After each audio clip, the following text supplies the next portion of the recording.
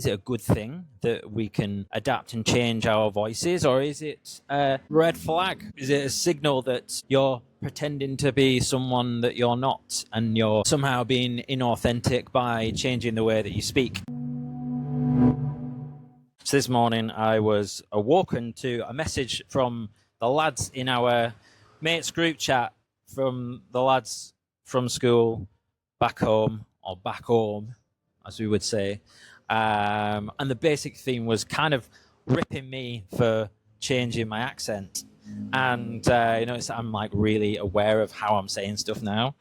And got me thinking, really. And I thought it'd be an interesting topic to comment on why some of us do this and why others choose not to. And I actually had Valerie Fridland, who is the world expert in sociolinguistics, on the show last year. You can go and check out that episode. And we had a discussion about this, and it's called linguistic accommodation. And essentially what you're looking to do is reduce the cognitive load for a listener or a conversation partner who is a non-native English speaker, non-native Sean Connery. See, I'm very good at accents, good at masking, good at changing my voice. And so like non-native speakers, you're looking to reduce the cognitive load so that they can understand you better, so that you can get your point across, so you can persuade more people, so that you can become a better leader. And if you're the sort of person who wants to do those things, you're an entrepreneur, you're a manager, you're a leader, you're a coach, fill in the blank, then it's pretty useful as a skill to have available. It's like your foot in the door with outsiders, new communities, so it could be a new job, it could be new people that you're around or whatever. If you roll in straight away with and they just can't understand you, then it's going to be a fucking nightmare to, 1, connect with you, 2, give you a job, 3, make friends with you or whatever, because you are literally making their brain use more processing. And the thing is, I don't really know how much of it is totally conscious. Like, now that I'm talking about it, I'm hyper aware of the way that I'm speaking and the way that I'm enunciating my words, and aware that maybe they're not going to watch it, but maybe my mates will watch this and take the piss out of me because I'm going back and forth between this. See, notice when I said mates, I went like mates instead of mates. It is weird, but I don't think, in fact, I definitely know that it is not to do with inauthenticity, like completely. In fact, it's the opposite of inauthenticity, because I just want people to understand what I'm saying, right? I'm not going to retreat to my fucking Southern Cumbrian accent so that people can't understand me. Actually, like, when I was younger, like, I used to kind of make more a point of this. And when we used to go on lads' holidays,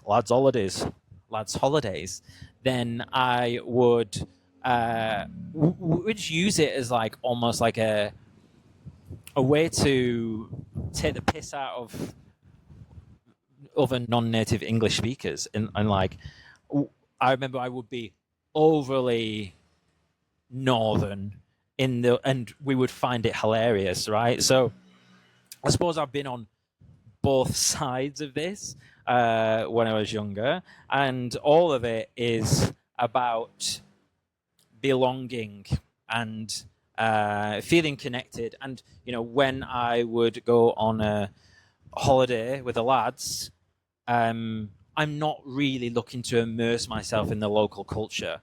I'm wanting to assert my dominance in the group as someone who's really funny or whatever. Like, but I'm seeking to increase my status within the group that we are traveling in that example. So therefore, I will use accent in a, I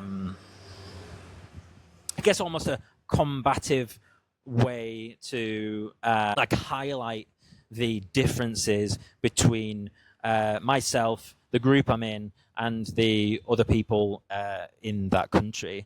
I mean, you see this at the extreme end. It's just like football hooliganism and stuff, right? They're not going in to watch an England-Argentinian game and thinking, oh, I should make sure I enunciate my words properly, right? No, they're going to be like as fucking brash and Northern or English or whatever as possible, because it's about identity, culture, spirit, like fight, all that kind of thing.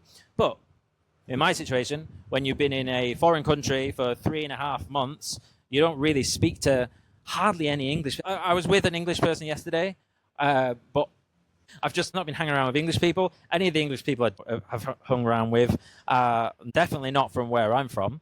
So then you just develop this way of speaking, which is much more clear to everyone else. The big connections I've made out here have been local Balinese and Argentinian. And 100%, if I was speaking in my normal broad accent, there is no chance that I would be able to communicate with them and connect with them in the same way that I have done. Some of you may know that I had a romantic connection out here up until recently. And a big part of when she was talking to me, she was like, when I speak with other English, Australian, American, whatever, she's like, I can't understand them. With you, it's different, right? So there is a advantage to be had for people to be able to understand what you're saying. This is not good or bad. It's neither. It's just if you want to be a better communicator, then do that. But it's not for everyone, right? And it's not even... Like I've picked it up probably from my parents, like my dad, especially my mum to a certain extent. I've always done it. So you just pick up on those skill sets, and it's just probably something that just gets passed down. And if it's a bit cringe, then who cares? And then guess what? Most of the time, the stuff that's cringe is connected with self-improvement, being a better version of yourself, looking to pushing yourself out of your predefined little fucking Shire style tribal cultural box that you've been put into. And at the end of the day, the whole reason I'm out here doing this is because I wanted to get away from that. So yeah, when I spoke to Valerie Fridland about this, I said that with Chris Williamson's accent, that I felt a bit sad for it, right? You know, what happened to his Geordie accent? I'm sure it's there. And also, accent isn't personality. All it is just a range of options that you have available to be able to communicate, just like learning another language is. So, like, why would you not want more options to be able to communicate with more people, make more connections, and be understood by others? So if you are someone who is looking to be understood better, if you want to be a better leader, if you want to shape the culture that you find yourself in, and then maybe you want to consider it. But I don't even know if it's possible to do it on purpose. I'm sure it is, actually. You could get a coach, right?